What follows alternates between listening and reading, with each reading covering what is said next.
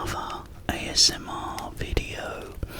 Now this was requested by the big fella, my mate Liam. Big Liam Reacts, in fact. So if you haven't checked out his channel, please do, because he's becoming rather successful and he's a very good friend of mine. Yeah, so and what he wanted me to do was have a hot chocolate. So got a hot chocolate for the big fella. Yeah, caravan for me, man. Yes, I want to have flowers with strips, and I've had flowers spinning with all weight and everything there as well. And there it is in my almost legendarily good Megadeth. So far, so good. So what?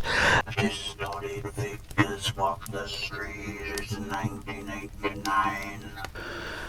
Oh, I love it.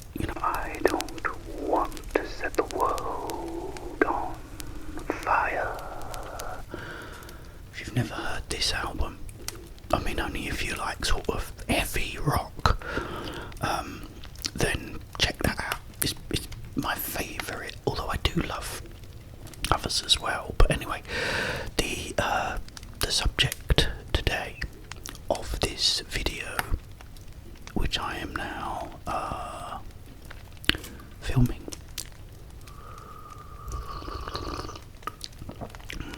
oh nice, this is Galaxy, screaming through the galaxy, straight into the heart of sickness. What's on my fucking see something? Don't know what it is.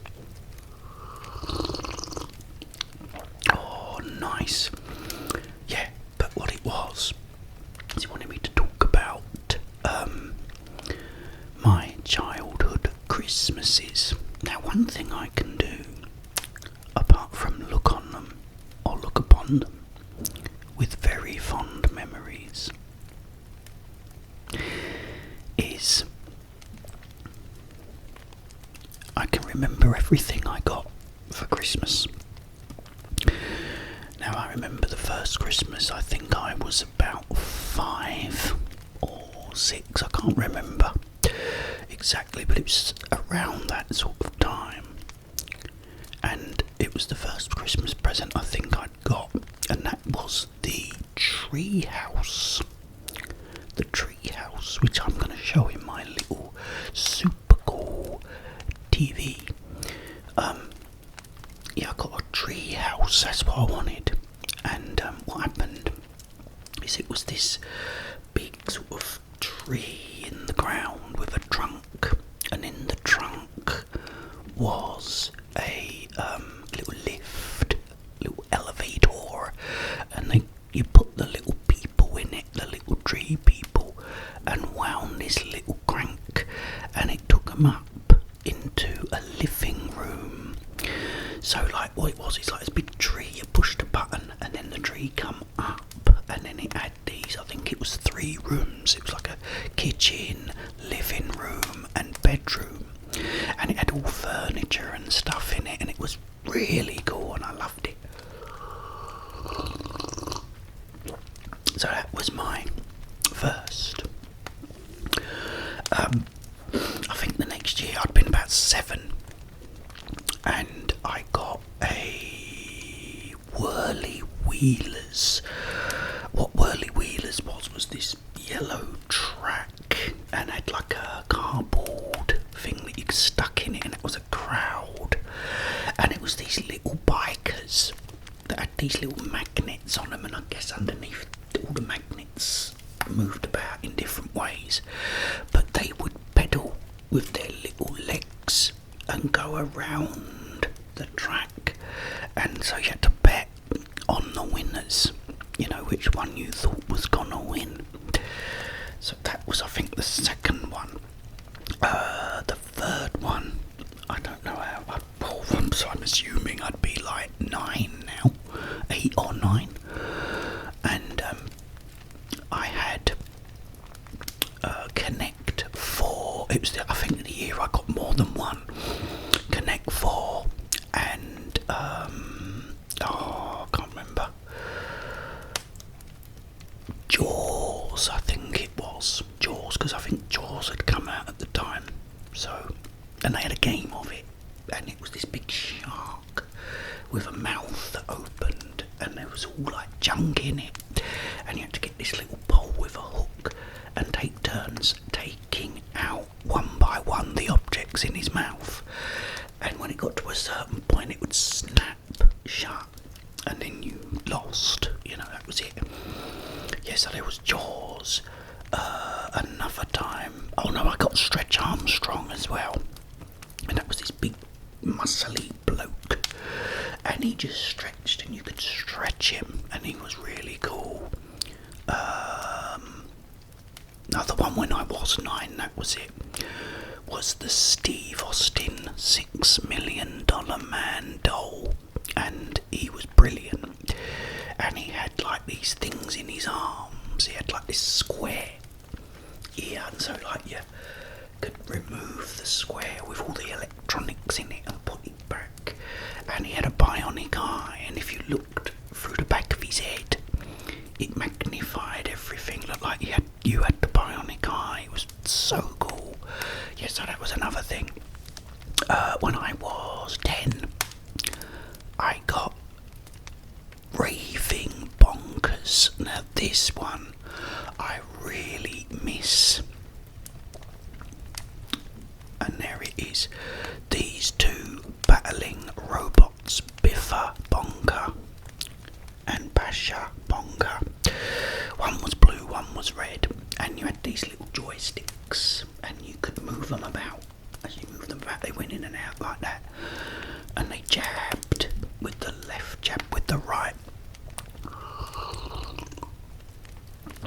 and if you hit them bang on the chin like that, it went bang, and the head come up on this little metal sort of strip, and then you put the head back down, it locked back down until you punched it again, bang on the chin, and if you went like, because it went like this, and you go bang, and it go bang, and it was the best thing ever.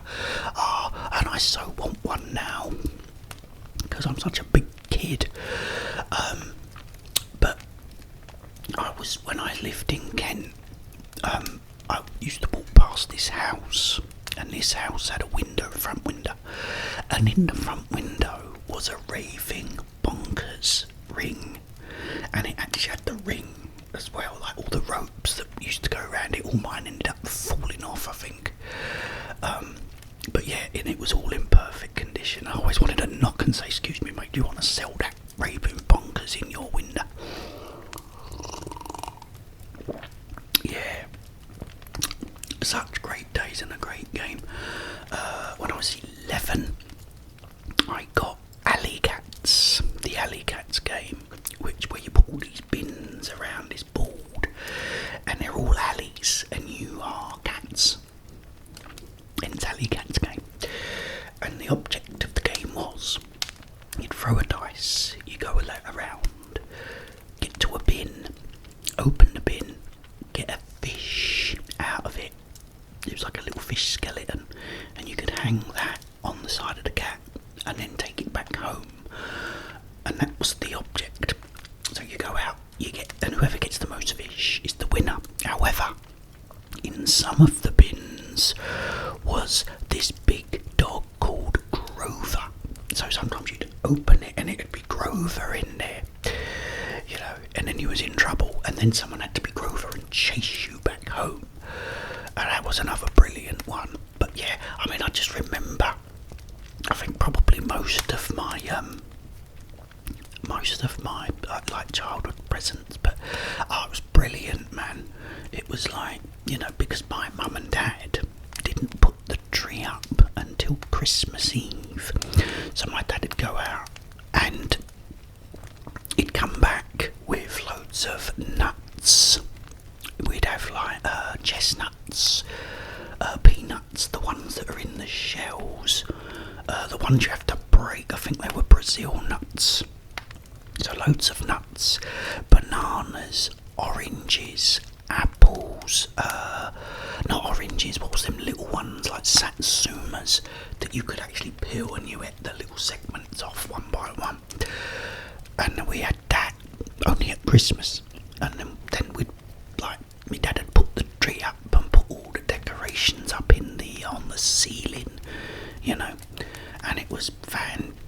fantastic. And my nan and granddad and my uncle would all come over Christmas Eve evening, and then we all had this big party. So there'd be me, my sisters, my brother, my mum, my dad, my grandfather, my grandmother and my uncle, all partying away at Christmas Eve. And then in the morning it was of course Christmas Day, and then we'd open all the presents. And I mean, the best one I remember was Whirly Wheelers, because there was about 6 bikers on it. So we was all just sitting around there going, right, I'll have number 1, right, I'll have number 3. And we was all just sitting there watching them racing around going, come on, number 3, come on. And it was such a great time. And also, the films on the TV, you had like White Christmas and The Wizard of Oz and It's a Wonderful Life and White Christmas. Did I say White Christmas already? Singing in the Rain. You know, all these films would be on. And in the afternoon, of course, on Christmas Day, or actually sometimes it was Boxing Day, which was the day after, you had James Bond in Goldfinger almost every Christmas in the UK. It was brilliant. But absolutely great days, guys. Yeah, and I mean now, what me and Travers Lassons are gonna do this year, because they sell all these old games in Home Bargains. So they've got the Jaws game, they've got Connect 4, they've got all the games I used to get. So we're gonna buy those for Christmas this year, and this Christmas Day we're gonna sit and play all the old games and bring back all that nostalgia. So it's gonna be great. But yeah, I just got so many really cool things. And also one Christmas which I've probably told you about, but you might not know, because I do have a lot of new viewers now.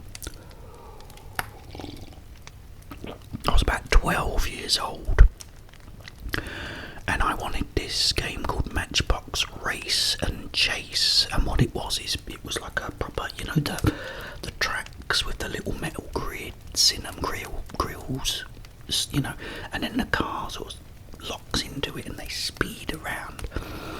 It was like that, but it was a cop car. And this, I think it was a Corvette Stingray, I think. And it was the cop car chasing the Corvette, but you could U-turn. And what happened when you U-turned? You could just press a button on the you know, the gun thing, and it would stop and spin round and U-turn and go back. So it'd go like that and U-turn. And you also had a bridge, and you could jump the bridge, and it used to do it. I don't think it ever failed once it went over the bridge and landed back on the track perfectly, and you could carry on going. But this was the funny story, is my dad said, what you want? I said, I want Matchbox Race and Chase. He went, okay. And he come up to me and he went, Jeff, he said, I can't get that game anywhere. He said, I can't get it. He said, is there anything else you want? I went, no. I said, that's all I want. He went, I can't get it. So I was really heartbroken. Anyway, a couple of weeks passed, and I said, did you get the game, Dad? He went, I can't get it nowhere. He said, I've looked everywhere for it. He said, I can't get it. He said, let me get you something else. I said, no, I don't want nothing else. I just want that. I only wanted one thing. I just want one thing, and that was it. I was happy. Anyway, one day,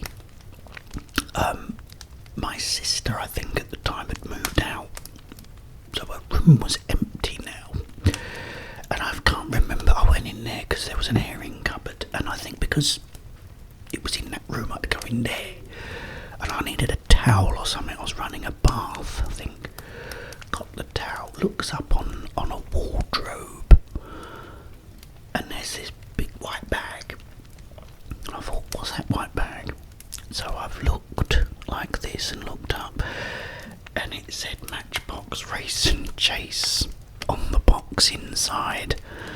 And so I was over the moon. I was so happy. And I said to my dad, I said, Dad, you got me the Race and Chase, ain't ya?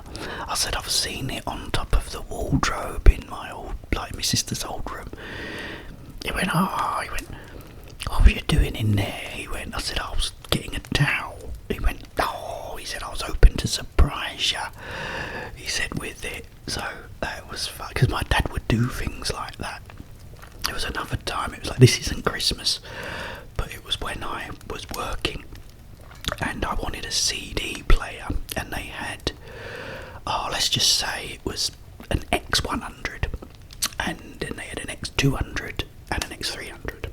Yeah, let's just say that for argument's sake. And I was working in the shop at the time, in the camera store, and my dad said, right, which one do you want? I had this book with all the players and stereo bits in.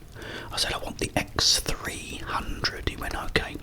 And he would go up to this store, and we knew all the people in it, and they give you a really good discount. And so I was sort of working. My dad went out, and he was going to that store that day. He comes in, and he said they didn't have that CD player. I said, what do you mean? And it was a Saturday, so I was off the next day, and I thought, I could have set it all up. I said, they didn't have it. He went, no. He went, they didn't have that one, that X300 or the X200. He said they only had the X100. I went, what, did you get it? He went, no. He went, you said you wanted the X300. I said, I would have had the X100. He went, oh, that's good then, it's in the boot. It's in the car. And I went, you. But yeah, so he got me that one anyway, And and I remember setting all that up that night, and it was brilliant. But that's another story. Oh, guys, cheers. Another big thank you to the big fella for requesting that. I haven't had a hot chocolate in so long. Yeah, so there you go. That was my little Christmas childhood ramble. My childhood Christmases were so good because it was like that every year. It was brilliant. But anyway, it's brilliant to see you all, guys. He asked for that a couple of weeks ago, so I'm really sorry, mate, that this took me so long to do it. I will be back, guys, with much more. Alright, so please stay tuned. And in the meantime, have yourselves a wonderful, peaceful